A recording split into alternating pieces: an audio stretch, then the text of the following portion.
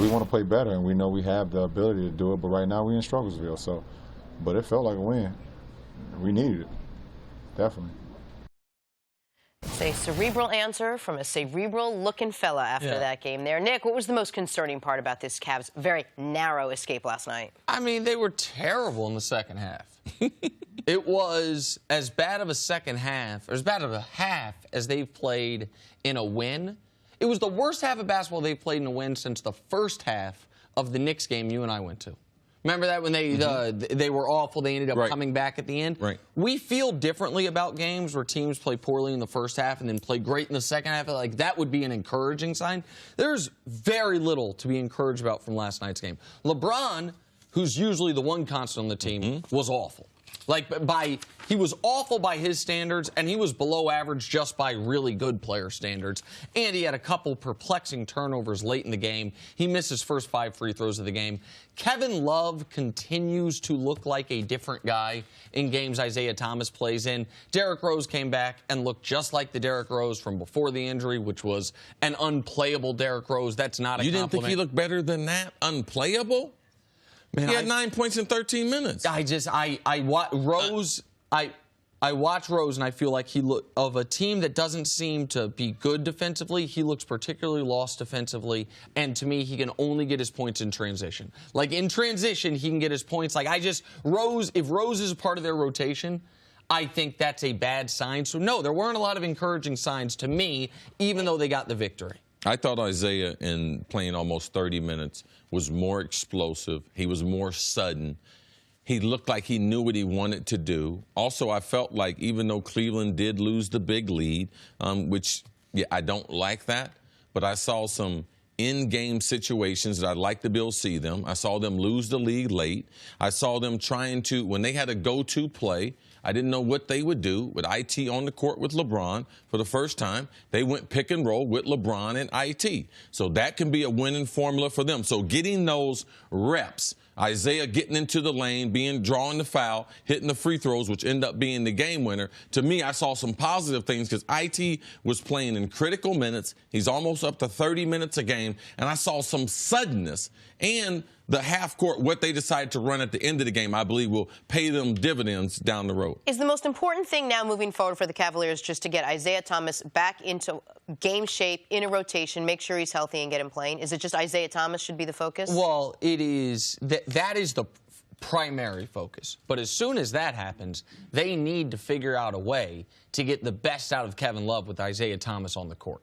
Like, the reality is, if Kevin Love is your second best player, you're going to have a really hard time winning a title.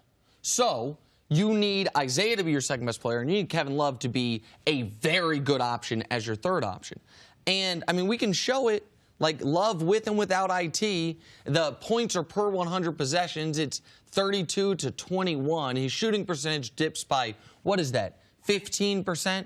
His field goal percentage dips by 5%, nearly 6%. Like, Love has just been a different guy with Isaiah Thomas on the court, and that's something they have to fix. Like, they cannot. Go ahead, Jenna. No, it just seems like there's no solutions that are out. The only solution seems to be either stuff him in there and try to make it work, or it doesn't work. I don't see. It's not an option for Kevin Love to be the second option. No, though, there is a solution, and that's him playing more time. Isaiah Thomas is not a point guard. He is what you call a scoring guard. That means he might not run the offense as efficient as a true point guard, but he's going to be able to score the ball more than typically a point guard too. You also have to realize LeBron was the point before. He's at an all-time high as far as assists. LeBron is great at getting players in the position that they love to score the ball the most. So that's the compromise now. He went from LeBron was his point guard, getting him the ball where he was featured the number one option on the offense, compared to IT, where he is the third option, and we're trying to get IT involved in the game. So that's where the Cavs are right now. LeBron James is a better point guard than Isaiah Thomas, and it's affected the rest of the offense. That part will come back around because LeBron, when they get in critical situations, him and IT will split the ball handling duty. Do you see a scenario whereby this team can be successful with Kevin Love as the I will not finish my sentence question? Go ahead. Go ahead. Jeez. Do you see a situation where this team can be successful if Kevin Love is your second option and Isaiah Thomas is not? No. I'll pause. No. So then Isaiah Thomas has to be the biggest priority right now to get up and running. Because the NBA, where it is right now. Look who Golden State has. Draymond, Clay, Durant, and Steph. I mean, they have 4 legitimate superstar players. So you can't be like, is Kevin Love, is he good enough? He's not good enough on the offensive and the defensive end to be able to match up with those players. If Love were a top 10 player in the league, then maybe the solution would be, listen, we're going to do a LeBron-Love combo. IT, I know this isn't what you wanted. You're going to come off the bench. You're going to be our energy off the bench, scorer off the bench. But a LeBron-Love combo, where Kevin Love is in his career, even when he's playing as well as he was a month ago, is not good enough to beat the Golden State Warriors in 7 games. So that's why they have to, you were right, Jenna, the primary focus has to be getting Isaiah Thomas to where he looks like Isaiah Thomas. And that's why even having Kyrie as the number 2 option was not enough to beat Golden State. Right. So, and Kyrie is a better player than Kevin Love. And that's why IT last night took 15 shots. The game before, he led the team in shots. They are sacrificing some efficiency to get IT back into rhythm, to get IT back into shape. Once they feel like, okay, he's as close to full strength as he's going to be, then they can start actually working on things. Another thing that's important to note is, as CeCe talks about all the time, NBA teams don't practice that much. There's a lot of travel. There's a lot of games. One of the Ty Lue said before this game. It's a lot of fake fighting, too. Okay. We actually got to do some practicing. And you saw early in the game they looked a little bit better.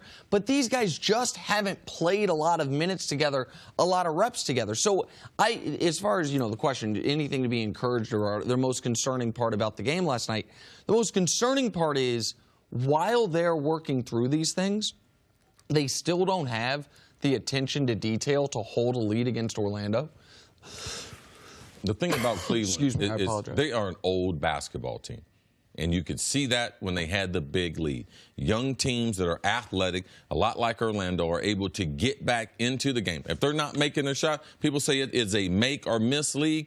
Yes, but it's also those other teams that don't make or miss, they have defense on their side. The Cavs don't have that as a holding card. So when they are missing shots, they are around the middle of the pack as far as NBA, as far as the quality of team that they're going to put on the floor. Thanks for watching. Subscribe here to get the latest from the show. Also, be sure to check out more of the best clips from First Things First, or go watch a few segments from our other shows on FS1.